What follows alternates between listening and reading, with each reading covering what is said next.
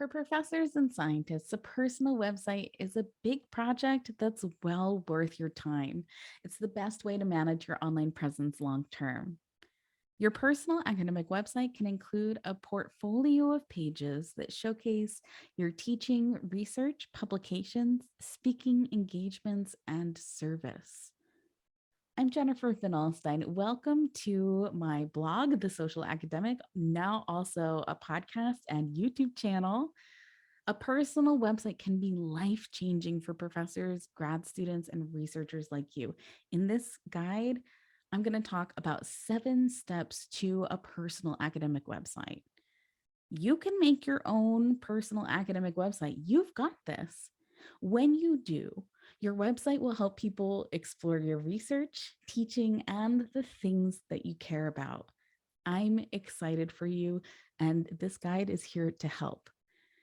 Also, bookmark this, save it, download it, make sure that you can come back to it later. You may need to visit it again. So, creating a personal academic website is a long journey. It's not a 10-minute project like some articles claim. A website is typically a multi-day project, and it may take you months, and that's okay. I hope this guide helps you move forward efficiently, and following it will help you get your academic website from start to launch smoothly. So let's get started. Step 1, create your content. The best way to start making your personal academic website is by planning the structure of your website. If you don't have an idea about what you want to share, you'll get stuck. So let's decide what to include on your professor website. So, when planning your website, the structure and organization of your website determines the written, visual, and video content that you'll want to create. If you plan on sharing a lot of information, you can have more pages on your website. Your personal academic website might include things like an about page with your academic bio and headshot with a link to your CV, your research page, maybe talks about a current project and research outcomes, a teaching page that includes course descriptions or syllabi, maybe a teaching statement or philosophy, a publications page with abstracts or descriptions, publication links, a speaking engagements page, a contact page, links to your social media profiles, and if you're so inclined, a blog. If you want a simpler website, a smaller structure is recommended. An about page with your academic bio and headshot that links to your CV and links to your social media profiles. I mean, the simplest website structure is just one page, but it isn't right for everyone. This tends to work well for grad students and professors who want the easiest website to maintain. But the more you want to share, the more pages your site will need. So, if you're unsure about what to include on your personal website, let's talk. I help professors think through who they help and the real people who will visit their personal and research lab websites. I empower professors to have a strong online presence, and a personal website is the best way to do that. So I'm here to help you too if you want support. Once you've decided on a structure and what you want to include, write all your written content that you want to share for your website. If it's text and you want it on your website, write it down. Make a list of the pages that you need to write content for. A simple 3-page personal website might include an about page, a research page, and a publications page. Write the content for each page in a document to complete this step. You might decide to hire help from a website designer or developer. It's really helpful to have a document with that written content ready to share with them. And if you can get support with this project, I encourage it. If you're looking for help with your website, let's talk. I have amazing website development partners who can handle the technical side of launching your website. Most professors don't write for the web automatically. Academics like you may use complicated or dense sentences, jargon, or specialized terms, long paragraphs, no headings or few headings for longer pieces of text. Each of these can be found in academic writing, but you should avoid them when writing for your professor website. I'm going to share with you best practices for writing for your personal website, and take that document that you've drafted and each time read through it to edit with these changes. So in your first read, can you simplify this sentence? For instance, if I make this sentence into 2 sentences, will it be easier for people to understand? Okay, second read. Is this word jargon?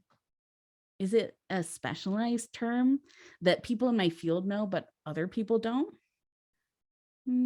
Is it a specialized term that people in my specialization know that other people may not? That word or term needs a short definition. How many sentences is this paragraph? Can I break it into shorter paragraphs to make it easier to read, especially on a mobile phone? Ooh, here's the last one. What heading will help someone find what they're looking for on this page? For instance, if I have a longer description of my research, what heading can I add to make this easier for someone who's skimming my page? Okay, let's talk photography and headshots. What images do you want to include on your website? At a minimum, I recommend these: cover photo, which is also sometimes called a splash image or a header photo. You also want a photo of you. If you like taking photos, you may already have one that works for you. Many people choose stock images for their cover photo, but for your headshot, you don't actually need to go out and do a professional photo shoot. If you have photos from your work, that's a good option. Selfies are a good option too. You just want your photo to be friendly, like of your smiling face. And I have an article about 3 ways to get new photos for your personal website on the Social Academic blog. Are photos required? No, but it really does help. If you're uncomfortable with photos, consider making an avatar instead. Whichever photos you choose, you need to have the rights or a license to share them online. And if you want your academic or scientist website to be super engaging, try adding a video too. All right. Once you've gathered or written all your content, you want to pick a domain name. You want to do this before choosing a website host because it's literally going to be the first thing that most of them ask you to do when you sign up. So your domain name is your main website URL or web address. For instance, the URL to this page is theacademicdesigner.com. That's my website. Your site title is what your website is called. And in my case, The Academic Designer, which is the name of my company. For a personal website, my top recommendation for choosing your website domain name and title is to use your full name. My personal website is jennifervanalstyne.com, VANALSTYNE.com. Using your full name will help your page rank in Google and other search engines. After all, the keyword most people will use to find your website when searching is your name. An easy way to check if your domain name is in use is by typing it into your navigation search bar. If it's already taken, a website may show up, and you may need to add a middle initial or a keyword to your domain name. An example of that is MatthewMPincus.com, or if I had needed to add a keyword to my personal website, it might be JenniferVanalstynePoet.com. Okay, so step 3 is choosing a website host. Well, what website host is best for you is totally going to depend on your time, budget, and technical skills. So, I wrote a full guide to choosing the best website host for your personal website for professors. It is on the Social Academic blog. If you can't find it, just send me an email and I will send you that link, I promise. So, step 4 is setting up your personal website. Once you've chosen a website host, it's time to set that website up. This is an exciting day because when you have that content written already, your website can come together quickly. Start by choosing a theme for your website. Most website hosts have themes or looks to choose from for the design of your website. When choosing a theme for your website, look for these three things. You want a website that's mobile responsive, which means that your website adapts from desktop to mobile screens well. You want a clean design with a top menu and social media menu. And you want something accessibility ready, which means that the theme has built in features to help people with disabilities explore your website. Accessibility ready may be an option for you depending on your website host. So once you've chosen a theme for your website, you can usually pick things like font and color. For font, you want to choose a sans serif font. A sans serif font means that you want letters without those little feet on your body font. So no Times New Roman, but you can use a serif font like Times New Roman with the little feet on your headings font. In terms of color, you want something with high contrast for easy readability. So a dark text on a light background is preferred for accessibility. Once you've selected a theme, you're ready to place your content. And depending on how big your website is, you'll want to know how to do these things. Add a page, place text, insert a URL link, upload a photo, and make a header.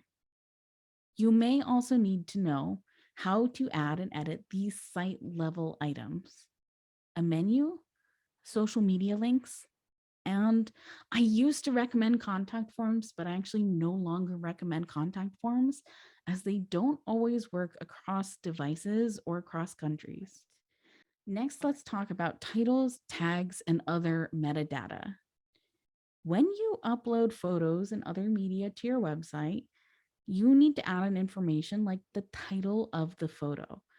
There are also other options to add information about your media, like alt text, a written description of your photo. Providing alt text for your photos helps more people understand the photo that you're sharing, especially people who use screen readers to interact with your website. Alt text also helps Google's web crawlers better understand your website so that it shows up in relevant search results. When you upload photos or other media to your website, it's important to check that the metadata and alt text are descriptive. So write descriptive alt text for all the images on your website. And for if you're on my website right now, the splash images of succulents, which is the header image on my website, the title of the photo is succulents. The name of the photo is succulents.jpg. The description of the photo is website header photo of many green Echeveria succulents, which is the type of succulent. I recommend you check out accessiblesocial.com for amazing tips for writing alt text for your photos. Step number 5 is to preview your website. After you've placed the writing and photos on your website, you want to preview your website and check your website for spelling, formatting, and readability. Preview your website on different screen types if you have the option, like desktop, mobile, and tablet. If you're able, try your website on different browsers like Chrome, Firefox, Microsoft Edge, and Safari. Ask your friends and family to read over your personal website for you. We often miss our own simple errors. You may learn if something is confusing. For instance, if your family notices a bit of jargon, a term that they don't understand about your research, How would you explain it to them in a phrase or sentence? You may also learn that something is hard to find. You'd be surprised how many personal websites I've come across where it's difficult to find the name of the person who it's about. Seriously, I even wrote an article about it for The Social Academic. Step number 6. We're getting to the end. Okay, this one's kind of a question. Is it time to take your website live? If you sell anything on your website, including consulting or editing services, you may be required by law to have a privacy policy and a terms and conditions page. Look to your country's regulations about this. You'll also need a privacy policy and terms page if you're using Google Analytics or other tracking tools. These typically are required by those policies. So don't take your website live until you have those things. If that's not the case for you, or if you've added those policies, it's time to take your website live. Go ahead and publish your website. Congratulations, you have a personal academic website ready to be shared with the world. Step number 7, share your website. Once your website is live, you need to share it with people. In the next few weeks, Google will crawl your website unless you tell it not to, but don't do that. Then your website will start showing up when people Google your name. But Google and search engines shouldn't be the only way that people find your website. Announce your website on social media. Invite people to check it out. Update your social media profiles to include your website address. Add your new website address to your email signature. Share your website as a way for people to keep in touch with you after a talk or presentation. Update your bio to include your website. And please share your website with me. Send me a direct message on social media. I'd love to congratulate you personally on your website. Good luck with your website project. That's the whole process, step by step. Good luck setting up your website, and be sure to bookmark this, download the episode, whatever platform you're checking this out on, save it so you can come back and check out those steps again. Please, please, please share this guide to making your personal academic website with your friends and colleagues. Ask your university library or faculty development office to share it as a resource. This guide has helped professors and grad students around the world make their website a reality, and I hope it helps you too. If it does, send me a message to let me know. I would love that. You've got this. Make 2023 your year to launch your personal academic website. You'll be happy you did. I'm wishing you the best of luck with your website project. But if you feel like you can't do this alone, or you don't want to do it yourself, my name is Jennifer Van Alstyne. I've been helping professors make their personal websites since 2018, and I'm here to help you too. Let's chat about your personal website and online presence on a no pressure Zoom call. I'm happy to help you in the right direction, even if it isn't working with me. Good luck with your website project. Next, get inspired for what to include on your website with these award winners from the 2022 Best Personal Academic Websites Contest. It's all on the Social Academic blog. Head over to theacademicdesigner.com and connect with me on social media at Higher Ed PR.